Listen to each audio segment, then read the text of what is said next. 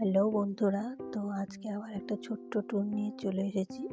এটা ছিল বাক্সার চৌধুরী বাড়ি। এই জায়গাটা তোমরা অনেকেই চেনো, কারণ এখানে দুর্গাপুজোর সময় খুব বড় করে দুর্গাপুজো হয়। আর এই হচ্ছে Baksa high school. Baksa high স্কুলের পাশেই এই বাড়িটা। তা আমরা বিকেলবেলা সেদিন গেছিলাম ওখানে, বিকেলে গেছিলাম আর ওয়েদারটাও খুব ভালো ছিল, একদম মেঘলা আকাশ, আর তার জন্য অনেক ভিড়ও ছিল ওখানে সেদিন।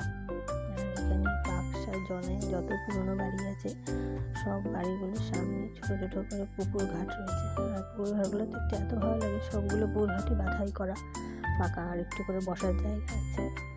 তাই আমরা ওখানে বসে পড়েছিলাম আর একটু টুকটাক ছবিও তুলছিলাম। ছবি তোলাই মাস্ট। তারপর আমরা চলে গেছিলাম বাক্সা 12 মন্দির তলাতে। তা সেই 12 মন্দির তলা অনেকটা আমার সেই দক্ষিণেশ্বর মন্দিরে যে 12টা শিব মন্দির রয়েছে অনেকটা ওরকমই দেখতে লাগছিল।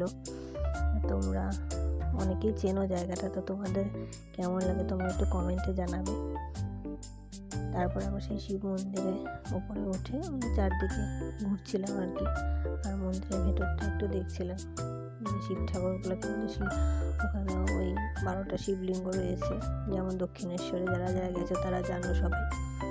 দক্ষিণেশ্বরে যেমন শিব ঠাকুর রয়েছে সেরকম এই 12টা শিব মন্দিরে 12টা শিব ঠাকুর রয়েছে। তো ঘুরে যাওয়ার পর ঘাসের মধ্যে একটু হাঁটাহাঁটি করে মন্দিরের চারদিকে একটু ঘোরাঘুরি করছিলাম। তাই এরকম যদি তোমরা ছোটো ছোটো ট্যুর দেখতে চাও এই চ্যানেলটি